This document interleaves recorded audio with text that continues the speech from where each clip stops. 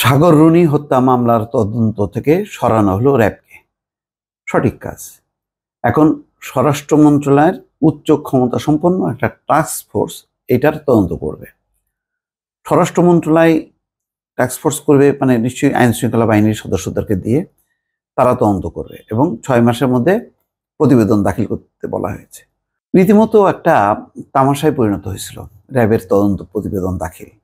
১১৩ বার উচ্চ আদালত সেই সময় দিয়েছে তদন্ত প্রতিবেদন দাখিলের। গত ১৫ বছরে তারা পারেনি এই তদন্ত প্রতিবেদন দাখিল করতে। কি অদ্ভুত ব্যাপার! সাগর রুনির হত্যার তদন্ত কি কারণে, কোন রহস্য, কোন অদৃশ্য কারণ যে সাগর রুনির তদন্ত হয় না এই হত্যা মামলার। এবং আমি দেখতাম শেষের দিকে সাংবাদিকরা প্রধানমন্ত্রীকে কাছে পেলেও এই তথাকথিত সাংবাদিক নেতারা তারা আর এই সাগর রুনির কথা তুলতেনও না। আমি জিজ্ঞাসা করলাম কেন বলা হয় না? বলে যে প্রধানমন্ত্রী মাইন্ড করতে পারে। প্রধানমন্ত্রীও পছন্দ করতেন না যে এই সাগর রুনি নিয়ে কথা হোক, এবং কথা থেমেই গেছিল। হঠাৎ করে আবার এটা গর্ত থেকে উদয় হলো, স্বাভাবিক। এটা আওয়ামী লীগ ছাড়া যে কেউ এই প্রশ্ন তুলবে, কারণ সাগর রুনি এটা খুব সাড়া জাগানো একটা হত্যাকাণ্ড এবং এর সঙ্গে অনেকেরই যোগসাজশ আছে, অনেক মহল বিশেষ জড়িত আছে যারা শেখ হাসিনার আশেপাশে ঘোরাফেরা করে। তো সেই কারণেই হয়তো এই মামলা তদন্ত বা দায়ী কারা দোষী কারা সেটি তদন্ত করা হয়নি, এবং এই যাতে তাদের মুখোশ উন্মোচিত না হয়।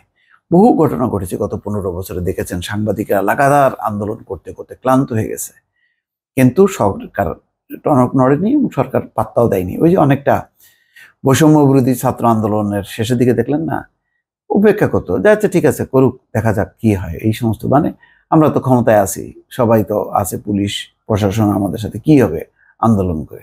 শিক্ষকদের বেলায় কি বলছে দেখেননি? করুক, আন্দোলন করুক, আন্দোলন করে ক্লান্ত হয়ে আসুক, তারপর দেখা যাক। তো এই ধরনের অ্যাটিটিউড।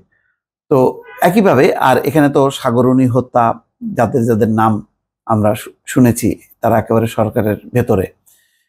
সুতরাং এই বিষয়টা একেবারে যখন নাকি সেই সারা খাতুন ২৪ ঘন্টা না ৪৮ ঘন্টার মধ্যে খুনিদের বের করা হবে, কত রকম, তারপরে আরো কত মন্ত্রী আসলো এই স্বরাষ্ট্র মন্ত্রণালয়, সবাই প্রতিশ্রুতি দেয় কিন্তু কেউ এর তদন্ত করে না। এখন শেষ পর্যন্ত র্যাবকে সরাই দেওয়া হয়েছে এই তদন্ত থেকে। সোমবার রাষ্ট্রপক্ষের আবেদনের প্রেক্ষিতে বিচারপতি ফারাহ মাহবুবের নেতৃত্বাধীন হাইকোর্ট বেঞ্চ এই আদেশ দেন। একই সঙ্গে স্বরাষ্ট্র মন্ত্রণালয়ের উচ্চ ক্ষমতা সম্পন্ন টাস্কফোর্স গঠনের নির্দেশ দিয়েছেন হাইকোর্ট। টাস্কফোর্সকে আগামী ৬ মাসের মধ্যে তদন্ত প্রতিবেদন দাখিলেরও নির্দেশ দেওয়া হয়েছে।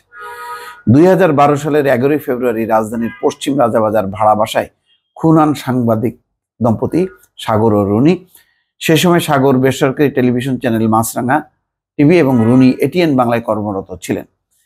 এই হত্যার ঘটনায় রুনির ভাই নওশের আলম বাদী হয়ে রাজধানীর শেরে বাংলা নগর থানায় মামলা করেন। প্রথমে এই মামলা তদন্ত করছিল শেরে বাংলা নগর থানার পুলিশ। ৪ দিন পর মামলা তদন্তভার ঢাকা মহানগর পুলিশের গোয়েন্দা বিভাগের কাছে হস্তান্তর হয়। তদন্তের দায়িত্ব পাওয়ার ৬২ দিনের মাথায় ২০১২ সালে ৮ এপ্রিল হাইকোর্টে ব্যর্থতা স্বীকার করে ডিবি। এরপর আদালত র্যাবকে মামলাটি তদন্ত নির্দেশ দেন। তখন থেকে মামলাটি তদন্তভার র্যাবের হাতে ছিল।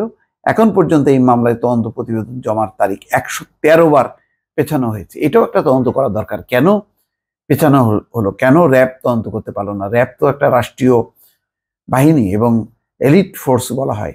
র্যাব কেন ব্যর্থ হলো? কি কারণে পারলো না?